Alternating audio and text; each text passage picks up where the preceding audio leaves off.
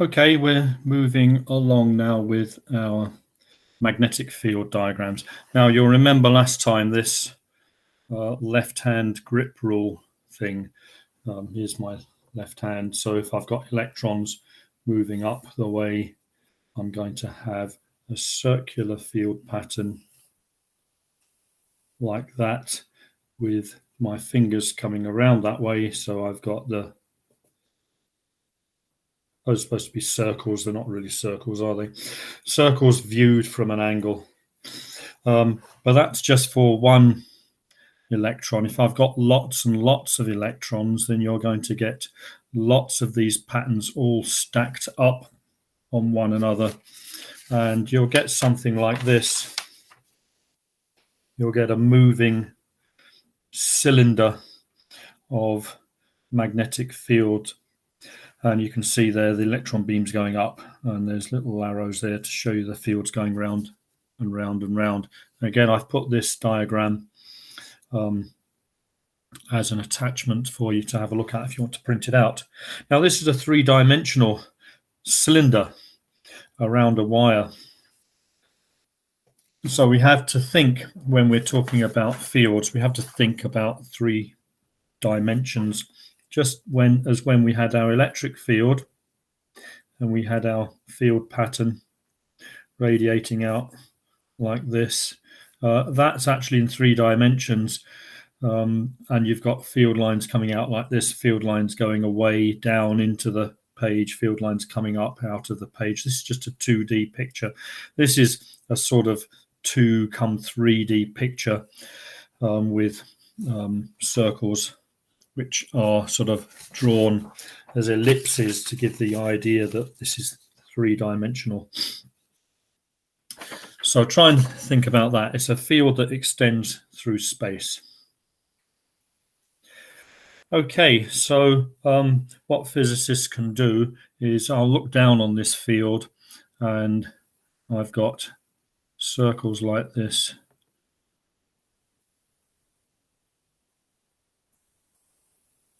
Now, as the circles get bigger and bigger, you will see, let's have the electrons coming up out of the page, coming directly up through a wire, straight up there, and then I've got my field like this. Okay, if I take a section of that field, the bigger the diagram gets, you can see that these lines become more parallel, and it's possible then, if I rub this out, it's possible then to actually imagine that at a distance from the wire, I can actually get a uniform field. And a uniform field, as we've seen before, is just a series of parallel lines. I could have the field going that way. So I can get a uniform field a distance away from a wire.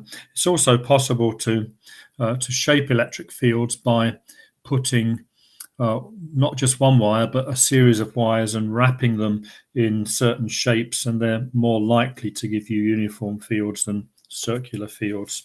So we can make uniform fields like that.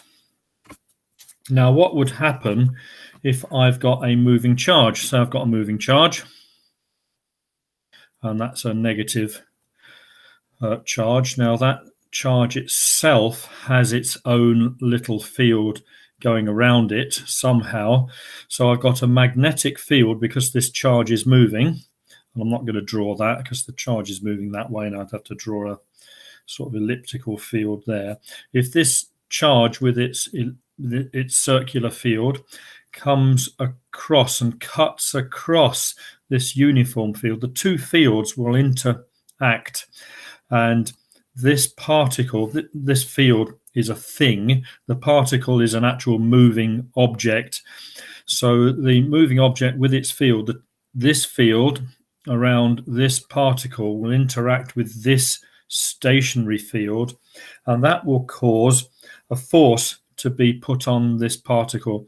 And when a force is put on the particle, the particle will move in a certain direction, and it's predictable which way the particle will move. And this next lesson is more or less about what happens when a moving charged particle enters a uniform field. Which way does it go? And that's what we've got to be able to work out. We've got to be able to use a method to work out in which way does the particle get deflected. Now, when I say deflected, this isn't like deflected by, say you've got a wall and you throw a ball at it, the ball comes along like this and the ball bounces off in a straight line. That's not what the particles do. The particles interact, and the particle which is moving along will feel some sort of force on it acting, and the more it gets into the field, the more the force acts upon it. And what will actually happen is the particle will move off in a curved line. We saw some examples of this when we were doing the standard model with matter and antimatter, that particles actually will curve in different directions depending on their charge. So we don't get the particle just bouncing off or changing direction and going in a straight line. It gets deflected, and deflected means it starts to take on a curved path. So we'll get some notes down now about this, with what happens when a moving charged particle enters a uniform magnetic field. And the answer to that question is it gets deflected onto a curved path. And what we can do is, by messing about with the speed and how strong the magnets are, we can change the curvature of the path. If we make the magnetic field that this particle enters, if we make it a stronger field, we can get the particle to curve faster. So what you'd need to do in the Large Hadron Collider is you've got to match the speed of the particle when it's moving with the strength of the field, and then you can make the curve of the path follow exactly the shape of the pipe that the charge is moving through. This is a bit like water inside a hose pipe, and if you've got a circular hose pipe, the particles will follow the shape of the pipe and it will go round. And if you change the speed, you can make it travel in a different curvature. Now, the diameter of the Large Hadron Collider in Geneva underground is many, many kilometers. And so when you look at any one bit of pipe, again, you seem to think it's almost straight, but it does follow a curve, and it goes around for tens of kilometers round in a circle. And the particle is guided through the pipe. That wasn't a very good drawing there. It's guided through the shape of the pipe by the strength of the magnetic field. So the particle stays exactly in the middle of the vacuum pipe, and the field is placed around the outside, so it gets deflected. And we're going to find out in which direction particles get deflected depending on which way the magnetic field is operating. So, excuse me, I'm going to draw my magnetic field. This is a diagram you need to draw. Here's my magnetic field doing this, and here comes my moving particle, which has got its own field around it. Remember, it's a sort of circular field around it. I don't need to draw all of the circular field, but remember, it's a moving particle and it has its own field around it. I'll put the particle back in with its invisible field. I need to be able to see this field and I need to be able to see the direction of the particle. And what we're going to look at is, you'll notice that this particle is moving at right angles to the direction of the field. Okay, right angles. So I've got a field that goes along that way, and I've got a particle that's moving that way at right angles with each other. Now, the particle will feel a force, and the force will make the particle deflect. But which way is it going to go? Is it going to go that way? Is it going to go that way? Is it going to curve up out of the page? Is it going to curve downwards into the page? We need to be able to work that out. Now, I've already said that this particle is moving that way, and the field is going that way. So that is like two separate things, and they are at right angles. They're perpendicular to each other. Okay, so as long as we've got the field and the movement of the particle, here's the particle, here's the field, we can predict which way the particle is going to get deflected. And the particle will always get deflected at another different 90 degrees. So I've got 90 degrees on the flat here drawn, and the particle is going to, when it enters the field, it's going to get deflected either up, and if you were looking from this way, you'd see it following a curved path coming up, or at 90 degrees, it's going to feel a force down, in which case it's going to go down somehow into the page and follow a deflected path into the page. So the initial movement of the particle, the field, and the direction that the particle gets deflected in are at what's called mutually perpendicular directions. They are all at 90 degrees to each other. Now, I can only describe this as in 3D as looking like this, where you get, in maths, you'd be familiar with this, where you have an X, a Y, and a Z set of coordinates, and they're at 90 degrees to each other. So these two are on the page, and this one we are drawing as it's going down into the page there. Okay, they're at 90 degrees. Or you might like to think of it as the corner of a block. Here I've got a block, which is actually is the rubber for rubbing stuff out on my board, but you can see here that the field would make up one side of this block going that way.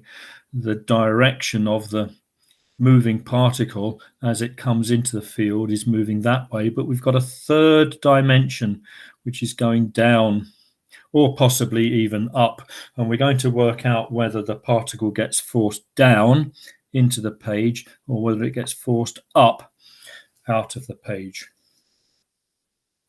Okay, so how do we do that?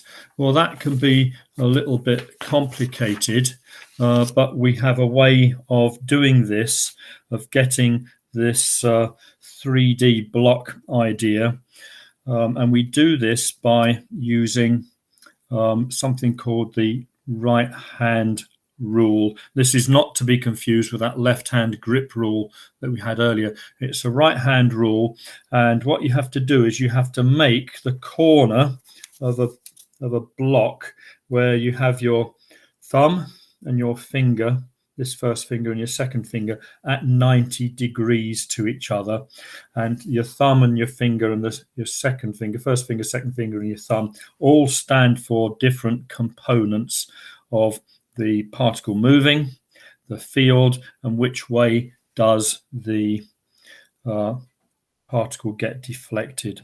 Does it get deflected up, or does it get deflected down?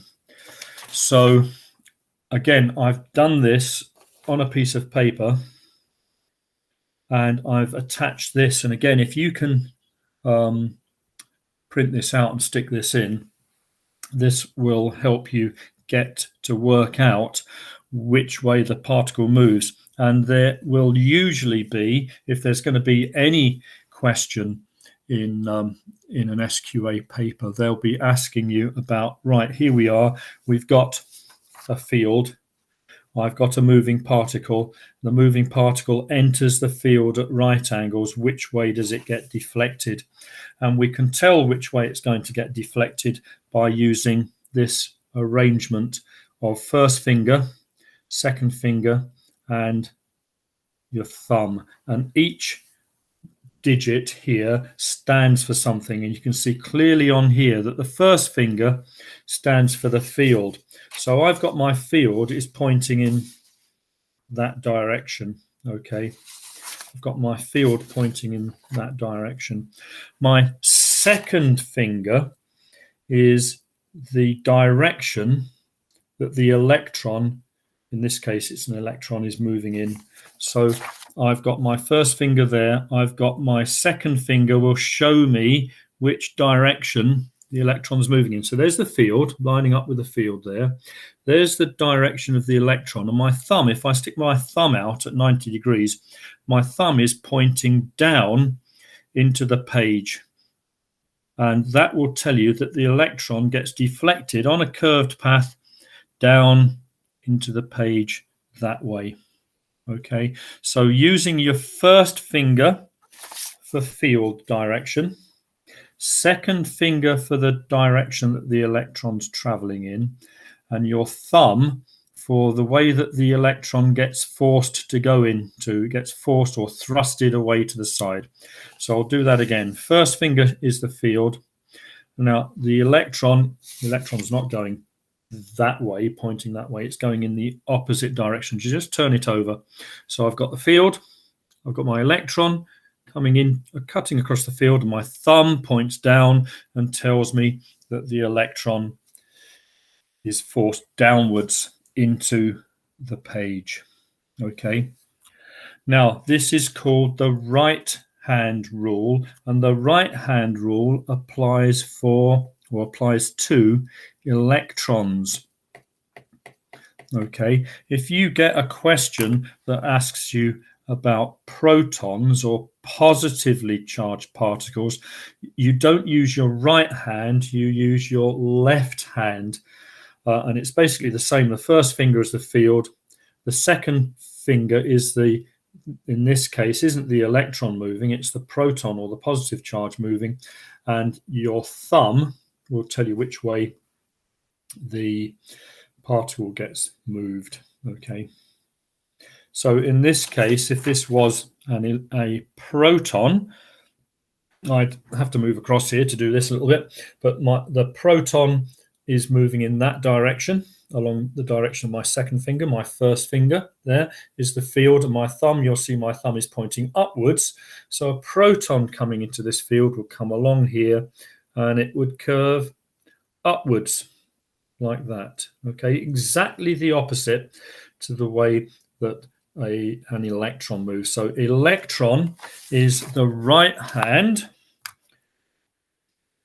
Electron, we use the right hand.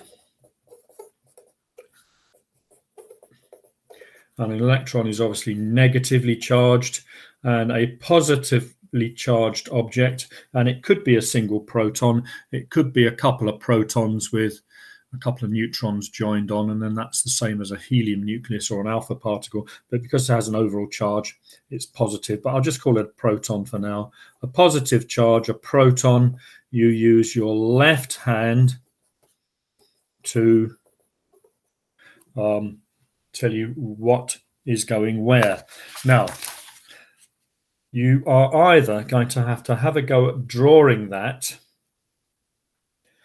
or you are going to have to print it out and stick it in. There's no other way of doing it.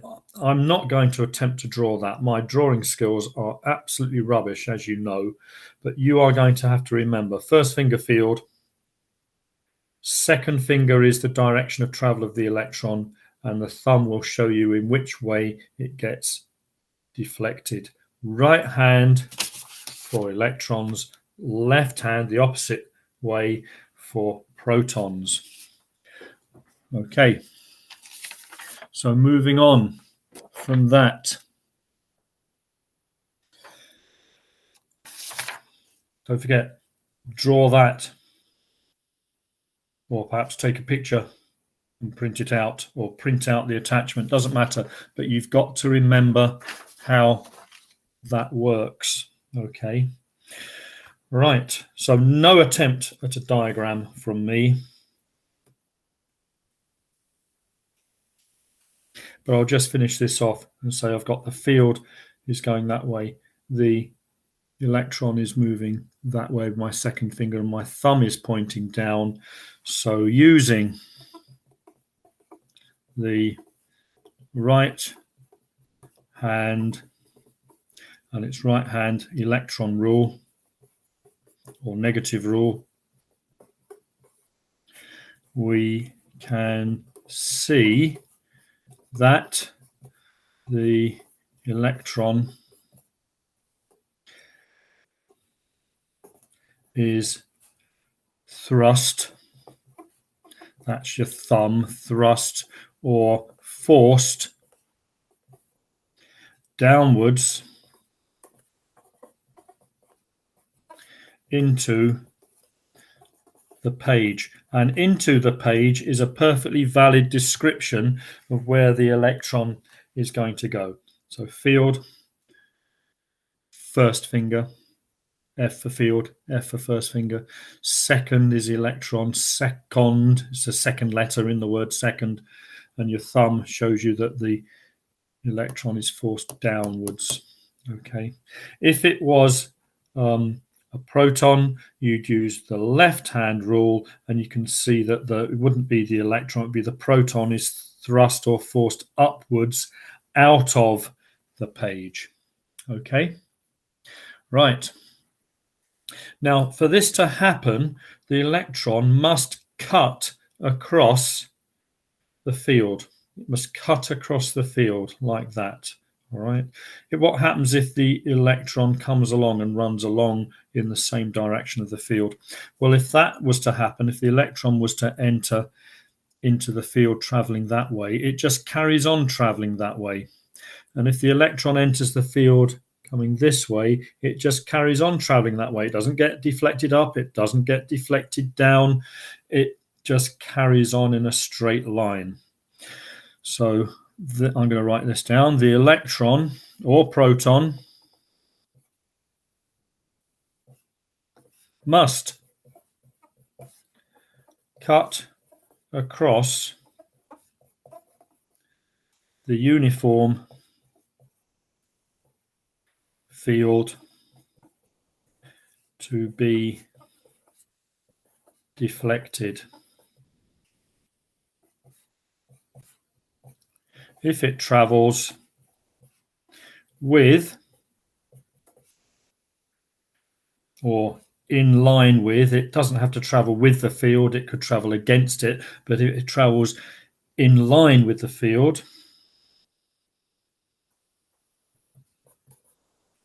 with the field, it just continues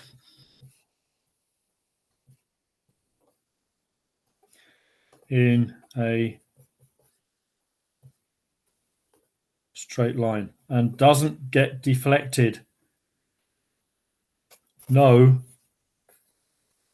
deflection. I'm running out of space here, but you can see what's going on. Running out of space.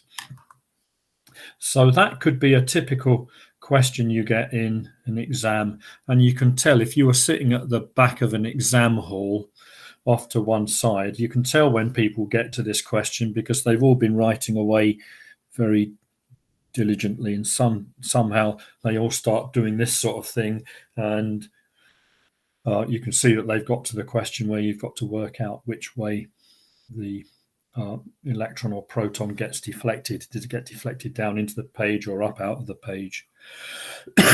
Now, of course, this might not be the only direction we have our field drawn. In this case, the field is drawn flat across the page like that. But we could have a field itself that goes into the page, or we could have a field that comes up out of the page. So I'm now going to show you how you would see that in a drawing.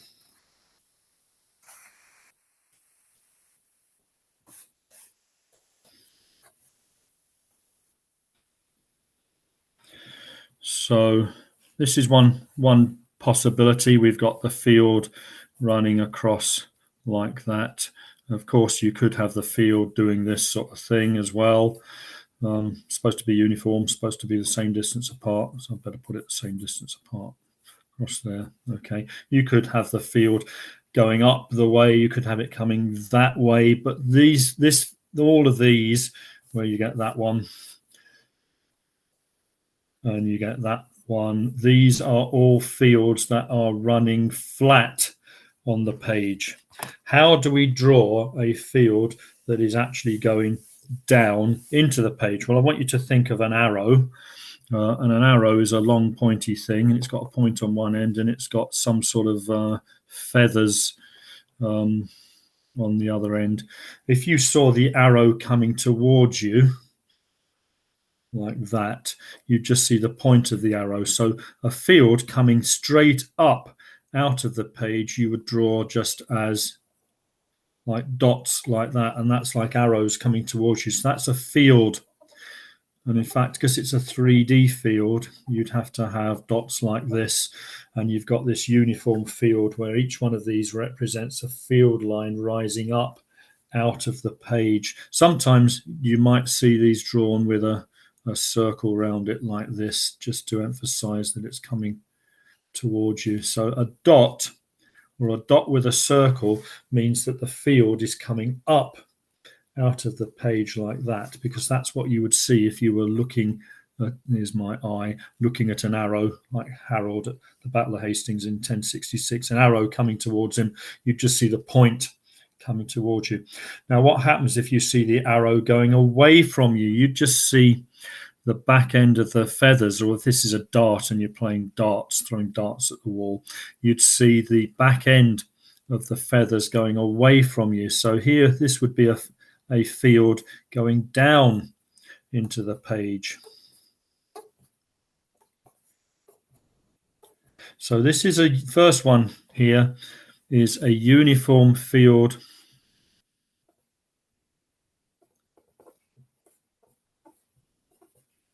coming up out of the page. And these are the words that you can actually use. You can use out of the page or up out of the page. Okay. And this is a uniform field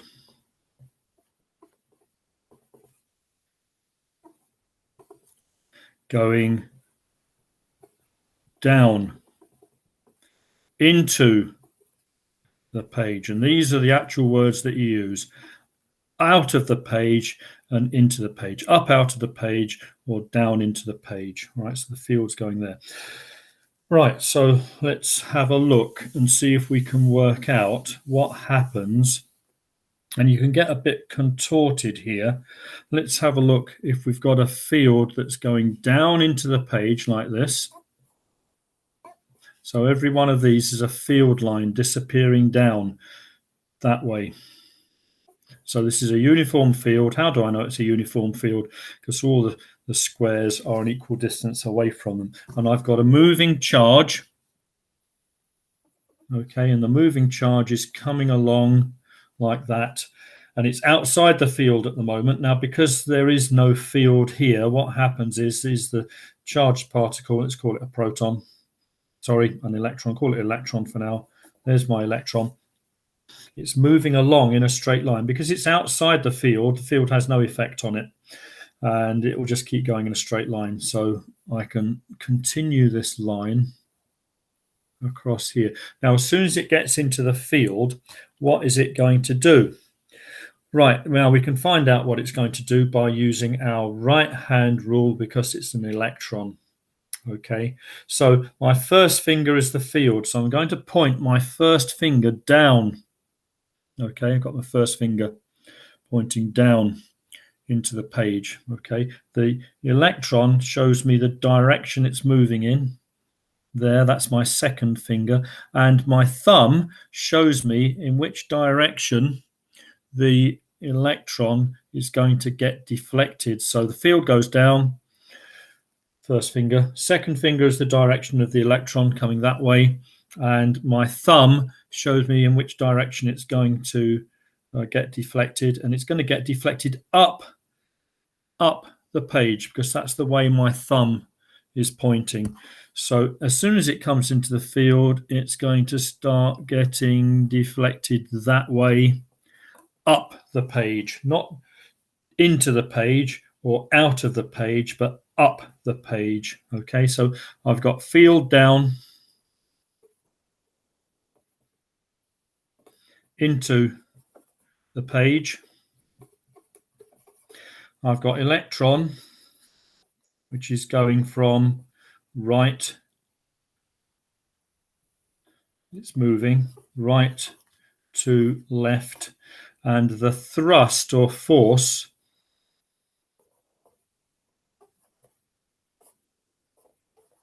is up the page.